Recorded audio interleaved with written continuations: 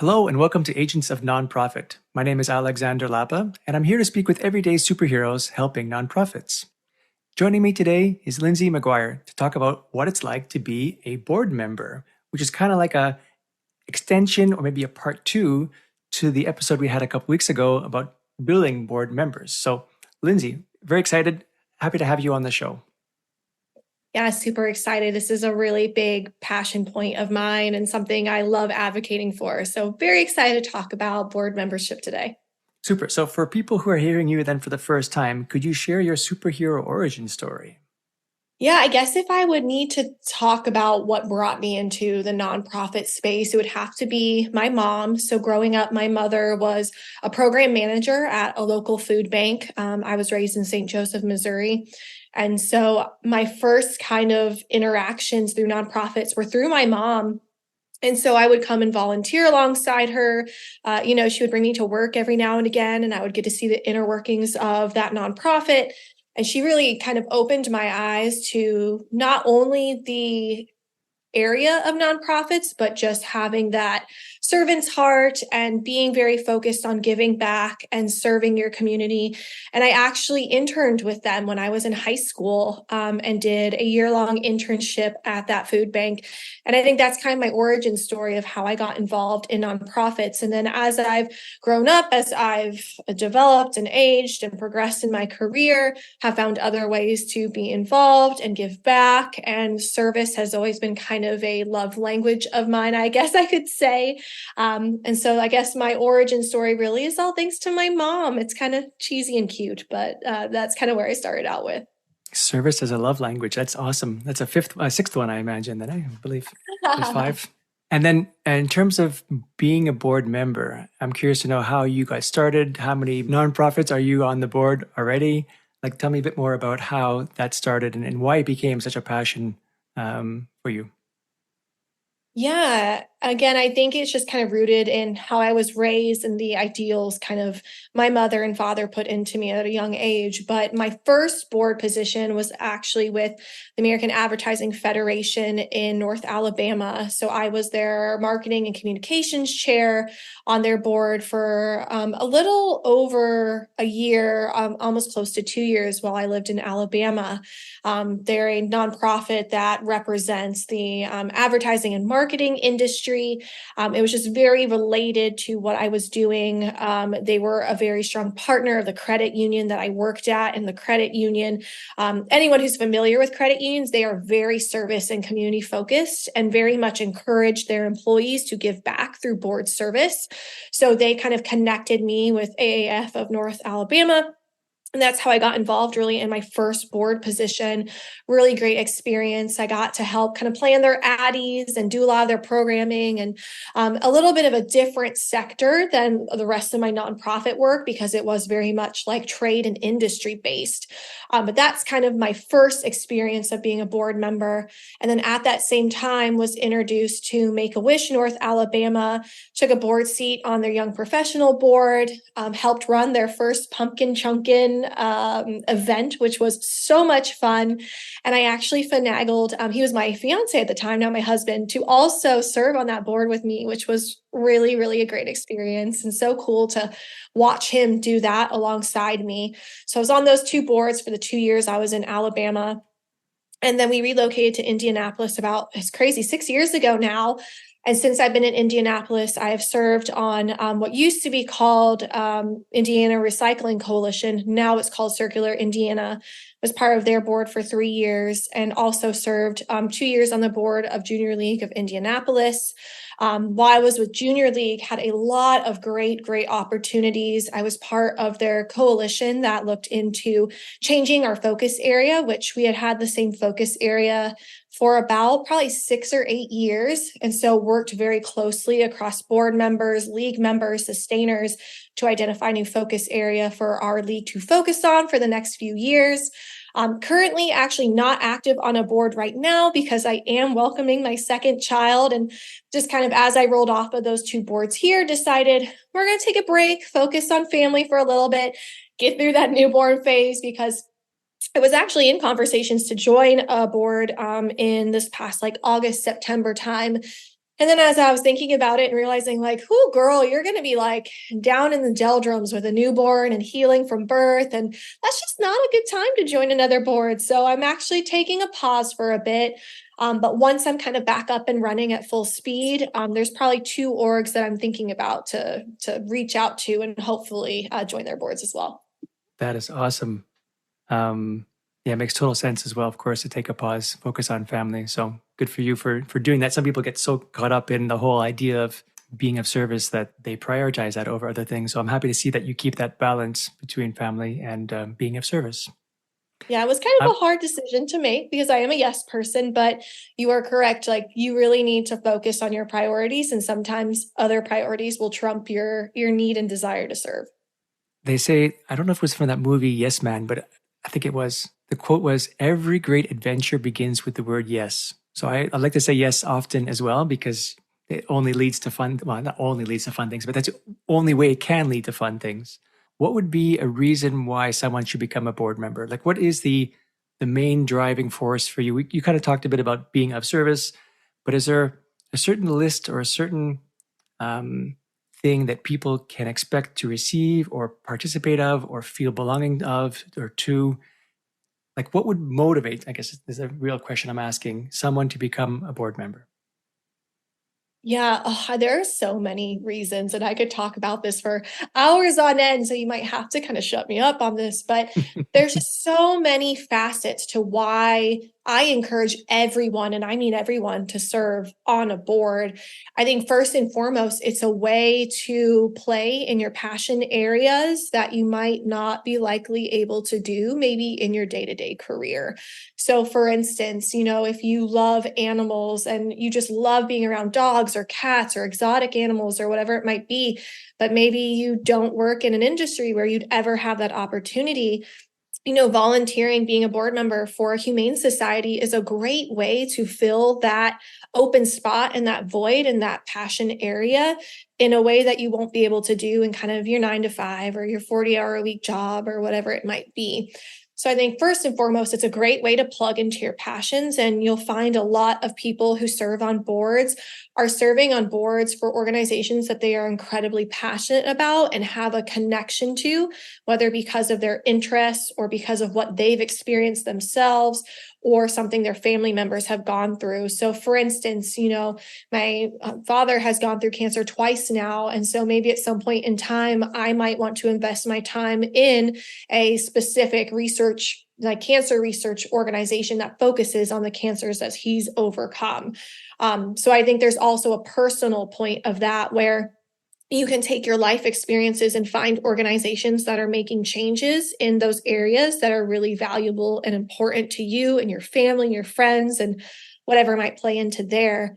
But I also think board service is a great opportunity for self-development, career development, skill development. And some people might say, oh, that seems kind of weird that you would like be getting something out of it as yourself. And it's not just, a service or giving of yourself to an org. But my time in junior league, like, we're an organization that focuses on the development of women. Like, that is really our core mission. And serving on the board of junior league has given me so much back over time. I've learned how to better run meetings. I've learned how to create agendas. I've learned how to review budgets, make fundraising decisions, work with people, work with large teams, small teams, diverse teams. So I think as much as you might think of board service as you serving the organization and doing good in your community and in your backyard, there's also so much that you can gain from the moments and opportunities you have. And especially too, if you're looking to develop yourself in a way that you might not get in your career. Again, so board service, I mean, I'm a marketer, I'm a content marketer, I'm a writer. I do not dabble in numbers and finances for the most part. I mean, now that I'm in marketing leadership, I do some budgeting work. But beyond that, I mean, I am not like a finance person in any way, shape, or form. But having served on these boards over the last 6, 7 years, I've been able to learn so much about budget sheets and finances and numbers, and financial planning and due diligence and finances. So there's opportunities in board service to develop yourself in other areas and explore other areas. If you're considering a career switch or a career change, or thinking about other opportunities or ways you can drive your life, board service is a great way to kind of test that out. Is oftentimes, especially in organizations that are 100% volunteer run for the most part. Junior League has one employee, so very much like volunteer based, or Impact 100 is also volunteer based. Joining their board, you can serve in ways and capacities that you likely are not given in your day-to-day job, your day-to-day role. And you can learn and you can test and you can see if it's a good fit for you or not. So you can actually honestly get so much back out of it as a person.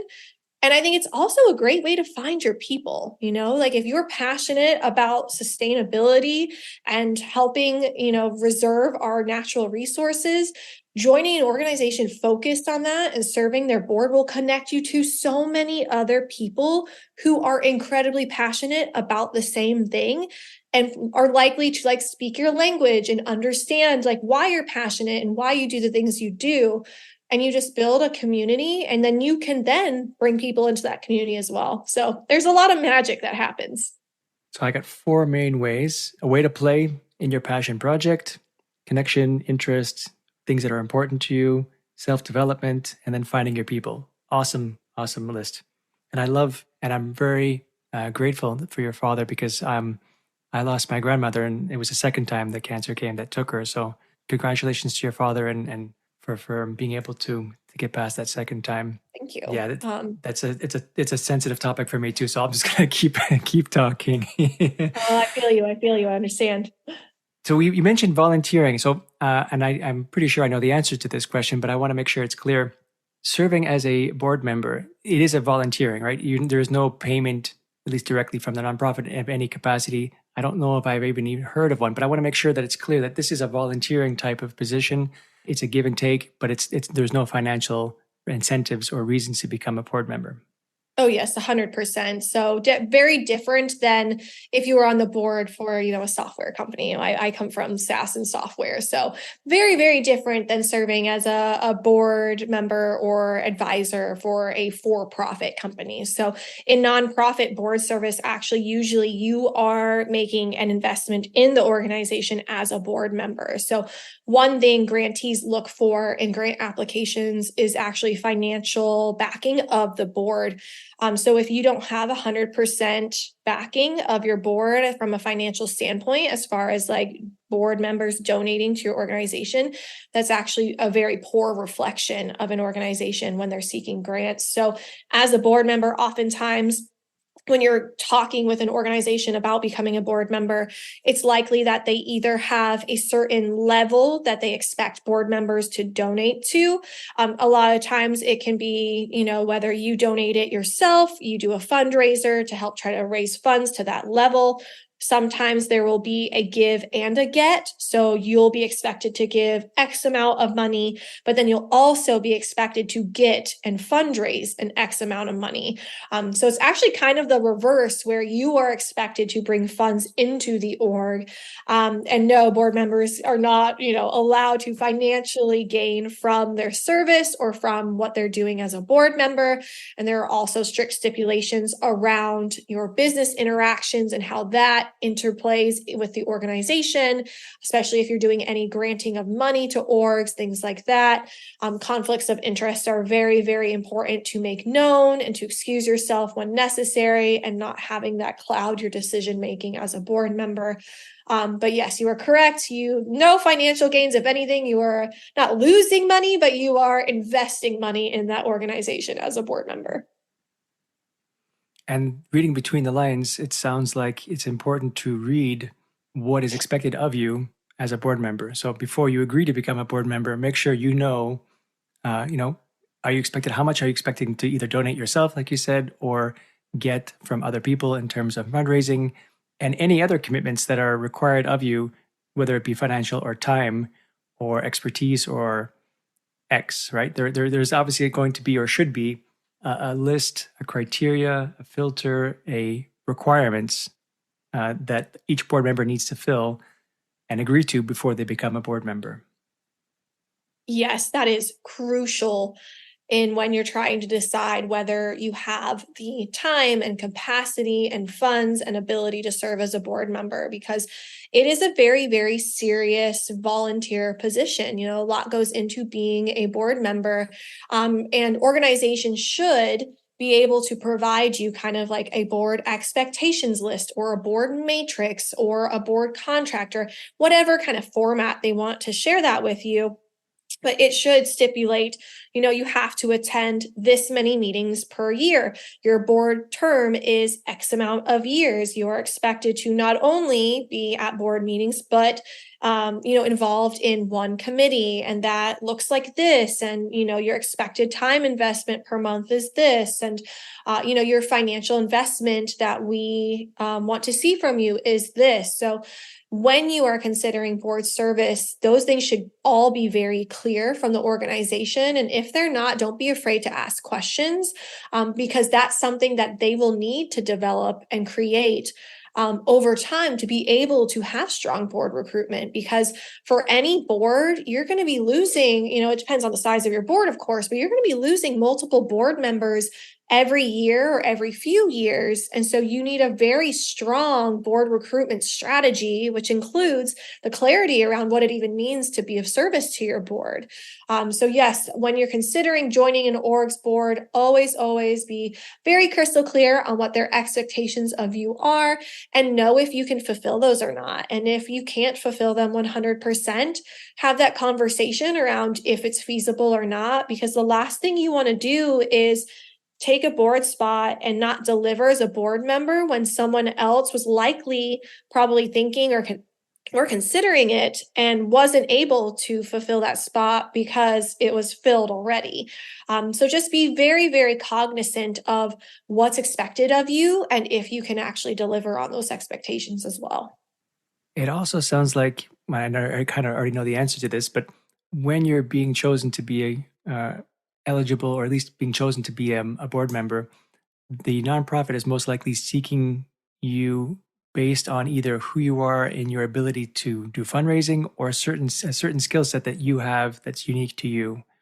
So I'm curious to know, is there a certain skill set that most nonprofits look for? Like is there a golden four type of board members, like someone who's in finance, someone who's in tech, someone who's in some other aspect? Is there the usual suspects of people who are normally requested to be on boards, or is it really based on the individual needs of the nonprofit?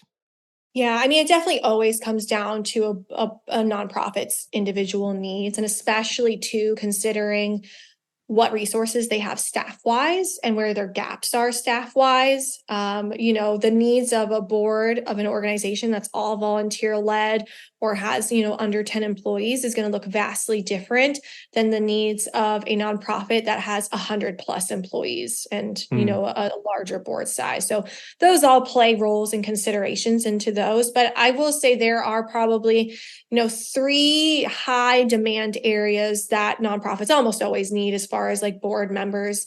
Of course, fundraising is a big obvious one because that is what fuels nonprofits is fundraising. And that's what really dictates a lot of the success of a nonprofit is their ability to have cash flow and cash funds and things like that. So strong fundraisers, people who are not afraid to fundraise, people who have backgrounds in fundraising or understand fundraising, always crucial to a nonprofit board.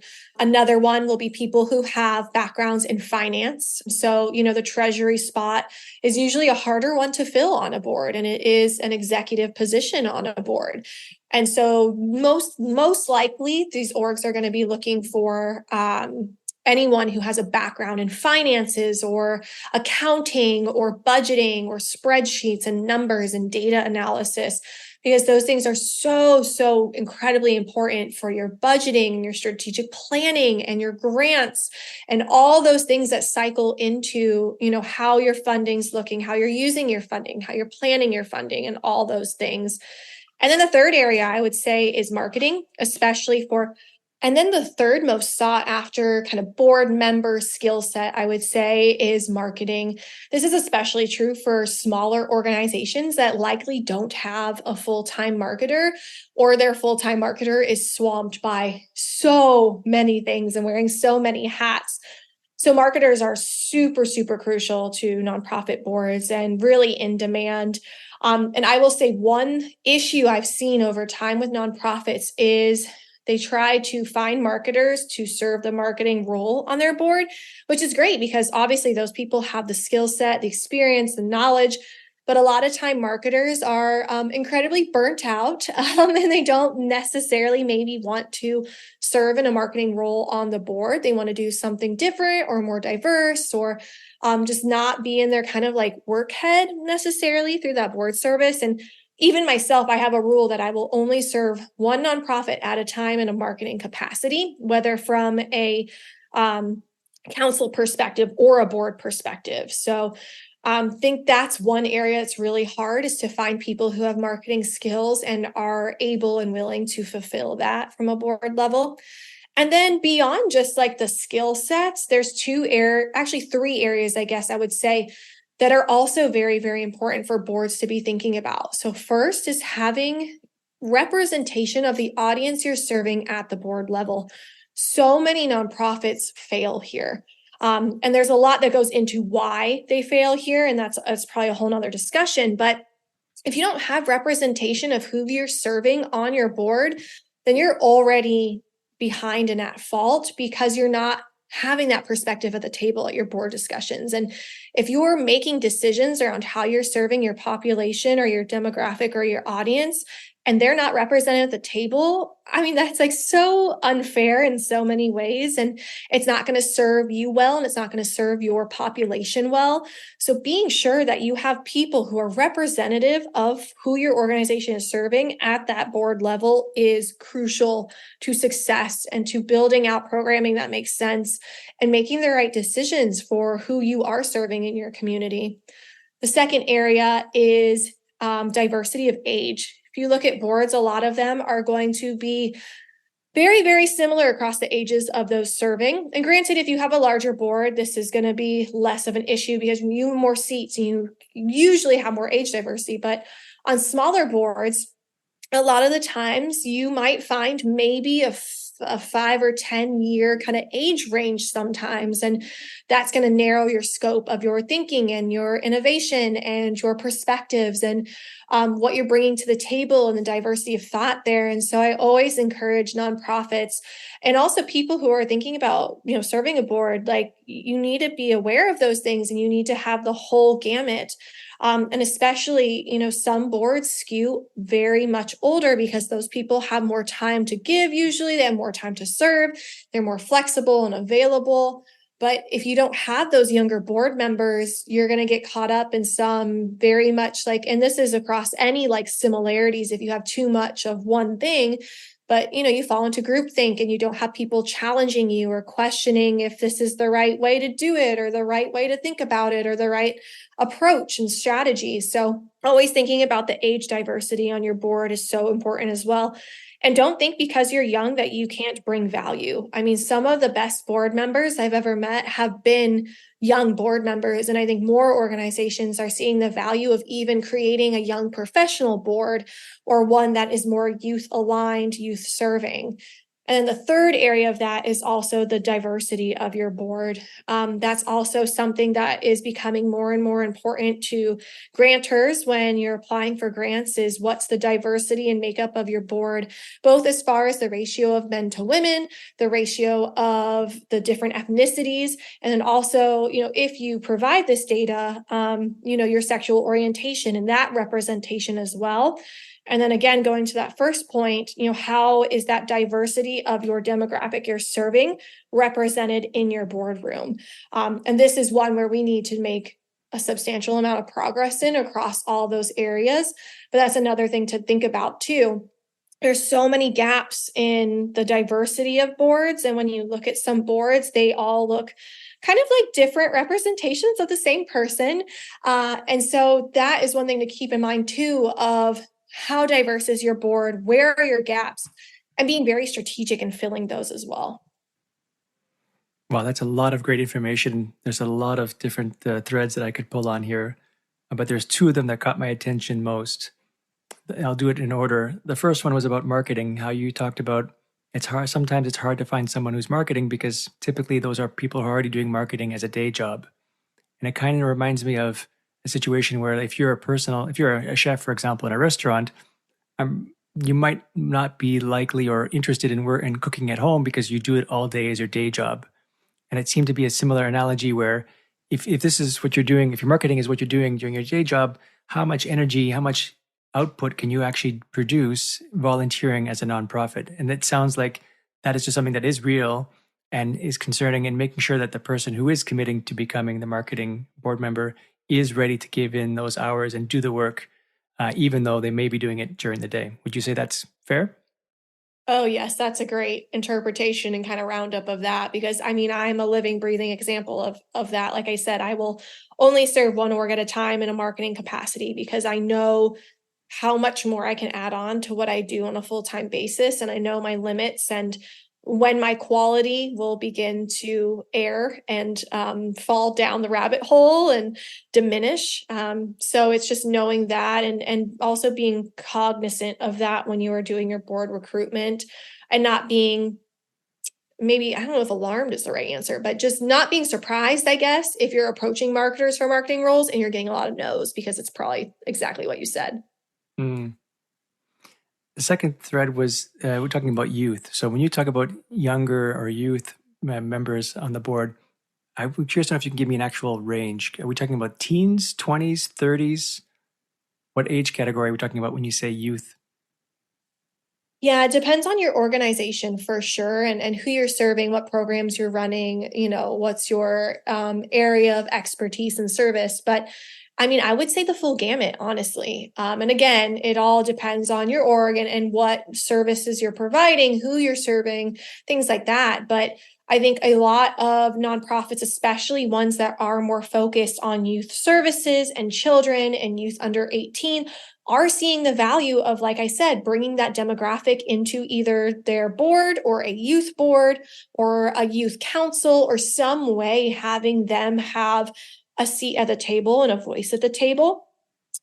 In general, I would say it's more of those very young professionals in their very early 20s who have likely graduated college, possibly in their first kind of like level of their career, their first kind of large job, because they have the new, fresh, innovative ideas and they are the ones who know where the world is going and they can bring so much value into understanding what's going to appeal to those audiences.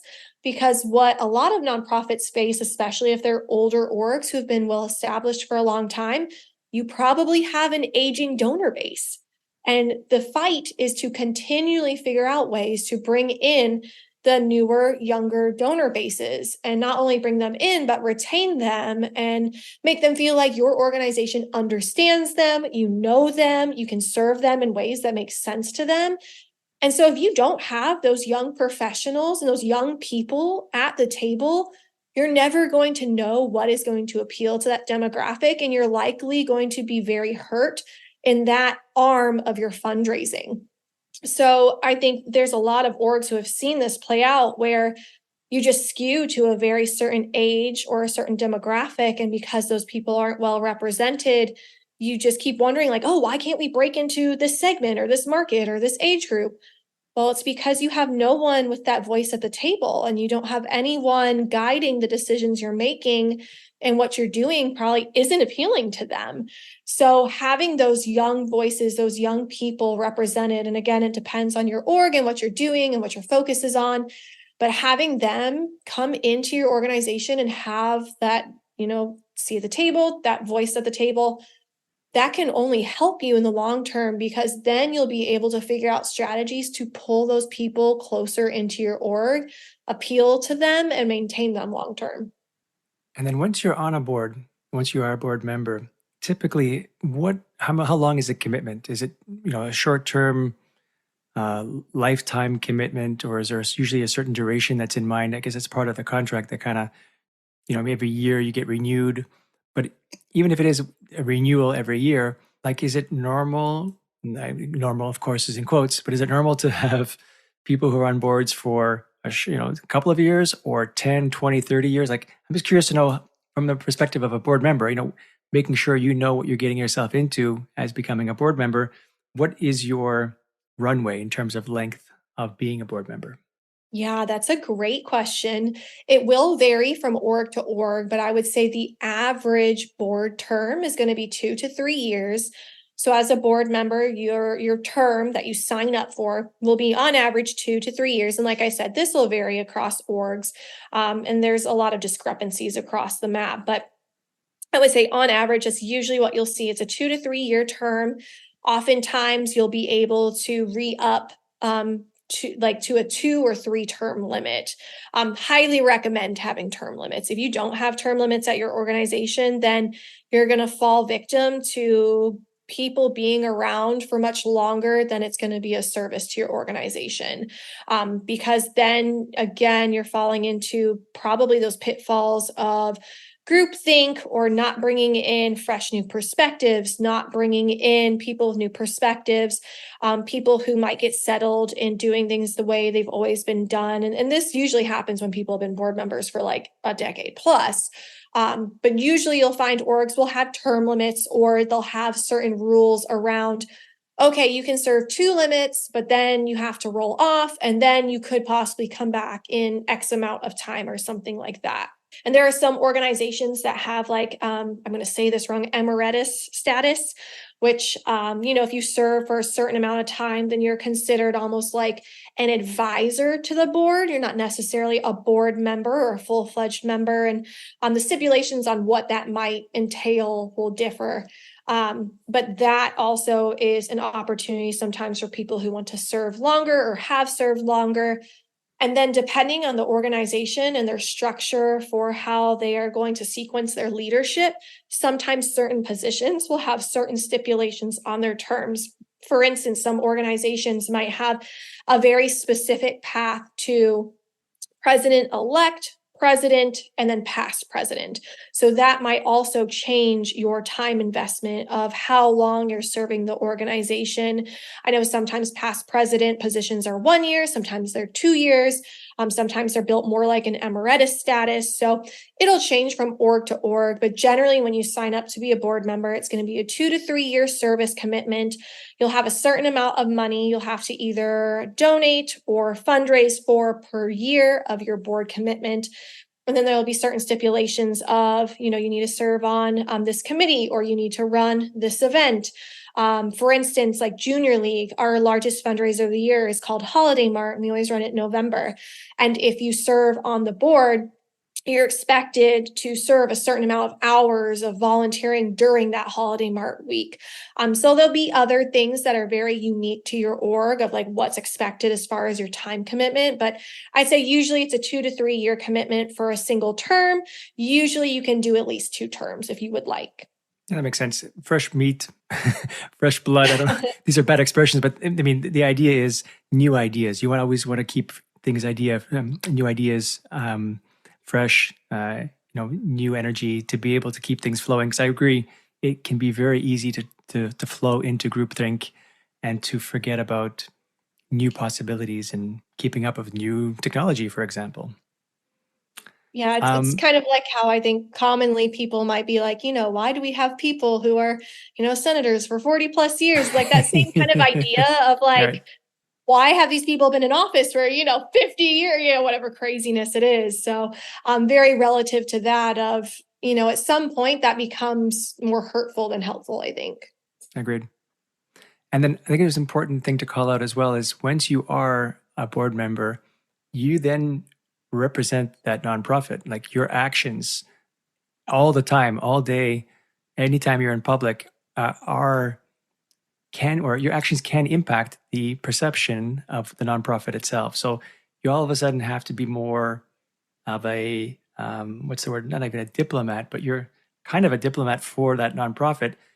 And so, being a kind person, being a good person, making sure that you're aware of your actions, both in person and online, can have a I mean, look at some of the boards that are happening these days with OpenAI, and so on. Like Yeah. there's definitely some tangible and meaningful impacts that you can have based on your actions, whether you're at the table or not, that I think it's important to call out. I want to know if you had any perspective on that. Oh yeah, and it's not something you should say yes to without thoroughly thinking about how it will impact your life and the choices and decisions you need to make and the responsibility it puts it on your shoulder. There's a lot of due diligence when you're a board member, and there are certain expectations of fiduciary diligence and responsibilities and ethical responsibilities. And there's a lot of things that go into board governance and just board behaviors and being a board member and all the things that fall into that. And I'm not a great expert in this realm, even though I have served on boards for many years. But yeah, there are just very certain strict expectations and responsibilities that come along with service and knowing what that entails, and that you are intrinsically tied into that organization when you become a board member. So the decisions you make from a financial perspective for that organization, you have responsibility for. If something happens on a financial side, you are partially responsible. If something happens with something in the news or, some kind of story or whatever it might be, like you could potentially be pulled into that as a board member because you are a representation of that organization. And I also want to call out too, like we have had a lot of issues with school boards in my part of the world lately, and a lot of chaos with our library board and things like this. And one thing to note is that you act as one board. You do not act as an individual board member in the public sphere. So you should never go and think that you have the authority to represent the organization that you're a board member for. Of course you do when you're at like networking events or you're like at, a get on board event like we run here in Indianapolis every year where you're pitching your organization, you're doing recruitment. In those instances, of course, you're representing your org and you can share about your org and market your org. But when it comes to, stories out in the public or news reporters or news stories or publishing things to kind of like the generic public, like you should never, unless you are the president who does have the authority to speak on behalf of the board, you should never be in that position where you are acting as a representative or doing things without consulting your board, because you really do act as one unit together.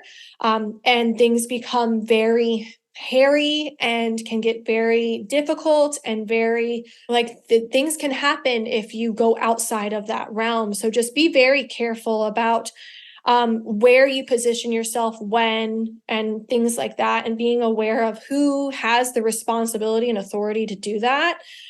Because we have seen it play out here of people kind of going rogue or doing things on their own or taking responsibility where it wasn't really in their realm to do so. So there's a lot that goes into that.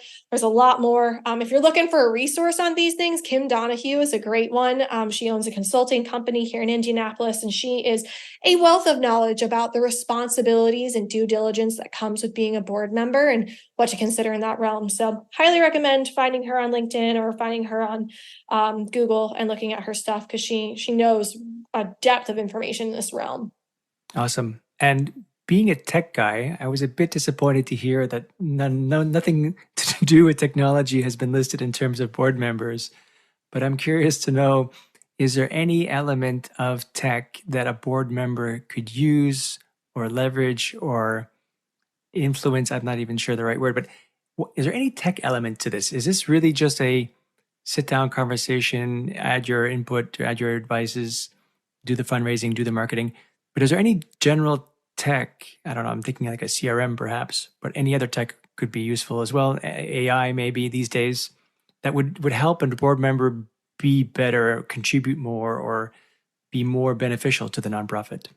Yeah, I mean, on that flip side of just like on the personal basis, it really is how you would use any tech to develop your career, develop your professional skills. So I don't think there's really any differentiation there, for instance. But where I come from, when I think tech, I'm thinking about what tech can a board together use to better facilitate their meetings and their work and their collaboration. And I think nonprofit boards are still very much behind the times of being able to work remotely well, figure out how to address that, because that's another thing that can open your board up to so much more diversity if you stop forcing people to go meet in a room for 2 hours in person once a month. The Quite right. second you make that switch and you give more flexibility there, no matter how that looks, whether it's a call in line, whether it's equity across Zoom, whether it's hybrid, whether it's, 1 month in person, 1 month over a call, whatever you can do to enable more people to be involved, I think that has been a huge crux and a huge blocker to the development of many boards and being able to pull in the people that we're desperately missing, because there's a lot of conversations in the nonprofit space of the barriers to board service and what keeps people from board service, and especially the people that we are so lacking in the seats and in the rooms. You think about working mothers, you think about people who might not have access to standard or reliable transportation, people who work odd hours and can't make typical board meeting times work. Like, there's so much that falls into that conversation. And I think if we can modernize the way that we run board meetings, what we even consider as a board meeting, that can open up so much opportunity. So thinking about, what tech are you using to run your meetings? What tech are you using to facilitate your board materials and your board packets and things like that? Can you use things like Boardable, which is an Indianapolis-based tech company that focuses on how to improve board member communication, collaboration, meetings, facilitating conversations, things like that.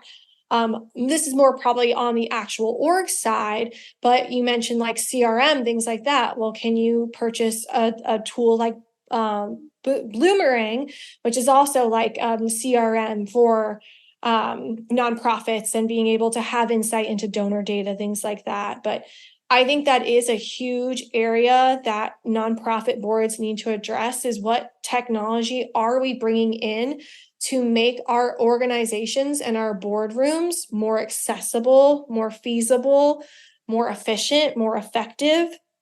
And I think a lot of orgs have really stumbled in making that transition or adoption and haven't brought in the right people with the right skills that know how to do it. And so this is where I advocate, like, find some remote workers. Like, I've worked remotely for the last 6 years.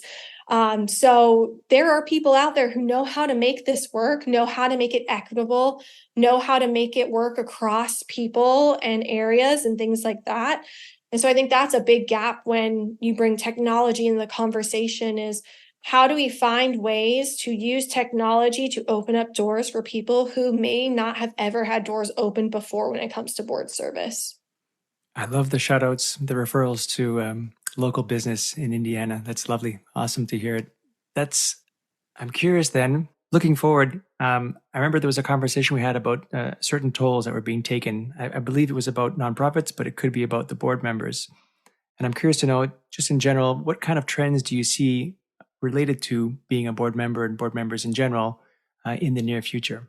Yeah, I think one interesting one I've been a part of and have seen kind of brewing in the nonprofit space is reevaluating your expectations of your board, especially when it comes to financial contributions. Many organizations are beginning to have more conversations about how, again, to make board service more accessible, more feasible, more equitable.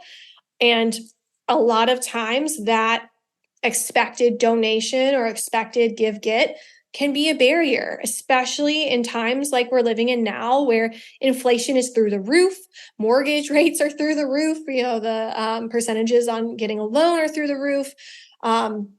Everything costs more and people are getting laid off left and right, and the job market is so tough. Like, things are really in dire straits right now. And I see that every day in my mom's group of people asking for help.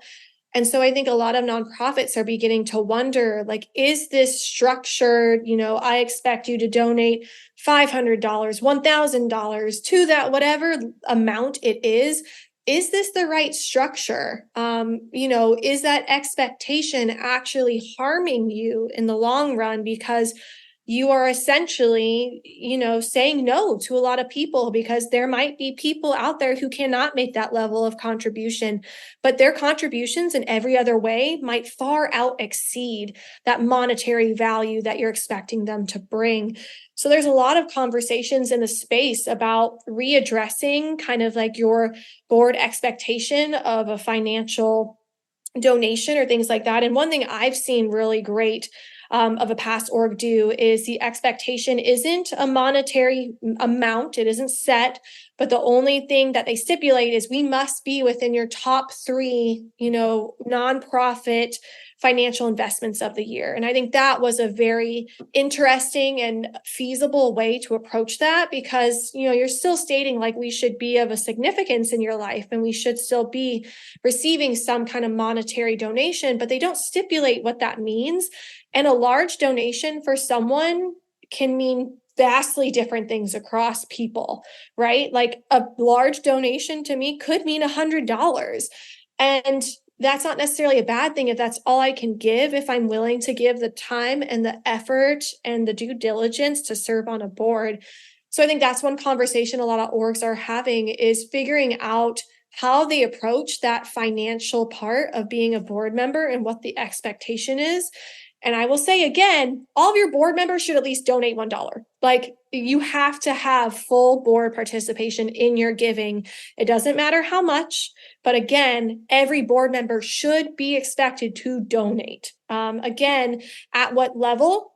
I think there's lots of conversations. And again, like the more we can open doors to people and the more that we can bring that diversity of thought and backgrounds and ages and all the things that swirl into that, I think this is a very big conversation because again, like you kind of open this question for, we're in hard times, there's a lot of people who maybe 5 years ago could have given a lot more than they can give today. And so should that impact their ability to serve your board? I'm not quite sure. The fact that you recommend board members should donate, I completely agree with, because there's something to be said. There's some rule, I'm not sure it's a reciprocity rule or another one, but the idea is once you've given once you've given financially, you then value what you receive as a result of it. I remember it was my therapist actually that said that, if she gave therapy for free, people wouldn't value what she's actually offering. It's because she's charging so much that you value what she's saying. And I thought it was a really wonderful and simple and brilliant observation. And I think it applies here as well. The minute you are, as a board member, donating toward the organization, you are now, committing an act to really commit to it. And you will be more involved in making it successful because you are an active participant of it versus someone who just lays back and talks a lot or isn't as committed because they haven't done that financial transaction. There's something magical about that transaction. I wish I remembered that law. It's like a sales law of some kind. Do you know what I'm talking about? Yeah, no, and you are spot on there. You have to have investments made to have that value and that buy-in, right? And where I think nonprofits are going to go in these conversations is how can we offer our potential board members a kind of build your own of, where can you be of service? And there's certain stipulations and levels that everyone has to meet, right? Everyone has to make a donation. Everyone has to attend X amount of meetings. Everyone needs to serve on either a committee or they need to donate X amount of volunteer hours per month or per quarter. Like there's certain levels everyone needs to be expected to serve because that's how you have, again, build like equity and fairness across people. But then having enough flexibility of, for instance, going back to my holiday mart mention, there's some people who just November is not a good time for them for a myriad of reasons. And so we have flexible opportunities where if for some reason you desperately cannot make because as a normal, like not normal, but just a member of Junior League of Indianapolis, you have to serve a 4-hour shift during Holiday Mart. Like that's part of your membership qualification. But we know that there are some people where that is a crazy time for them, or they're out of town, or they travel for work a ton and they're not even physically here. So having opportunities for them to voice that and make a trade off there, right? So it's not that they're getting out of that commitment, but they're just trading it because for some reason or another, it's not going to fit in to how their life is or where they're at or things like that. And so I think we're going to start seeing a lot more flexibility of how you make your investments as a board member. Again, I think there are going to be stipulations and certain things that don't go away and are always kind of an expectation. But I think we're going to begin to see more flexibility and kind of plug and play to allow people to come to the table who haven't before.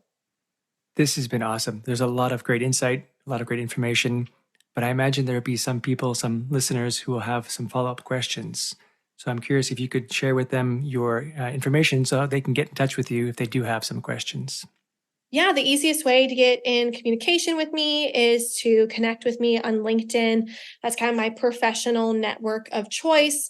So just look up Lindsay McGuire. One weird thing you'll see is my actual LinkedIn slug says Lindsay Latteroo because I'm a slacker and I never changed it to my married name. So I guess just paying homage to my roots.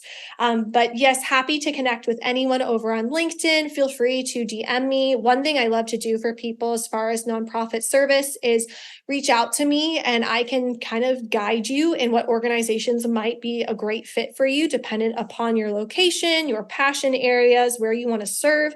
I actually went on Ashley Amber's podcast recently and even pitched that as kind of part of my interview of, send me a message and I'll be happy to talk to you about where you might be able to best fit into service. Because a lot of organizations are national and have local chapters, like Junior League is one of those. So highly recommend if you're a woman looking for ways to network with other women, serve your community, and better grow and develop. Definitely look into Junior League. It's been one of the best experiences of my life. Been a member for 5+ years now. So happy to chat more. Awesome. Lindsay, thank you so much for joining me today. Yeah, thank you, Alex. It was great. All right, that's it for today. I'm Alexander Lapa, and I hope you join me again in the next Agents of Nonprofit.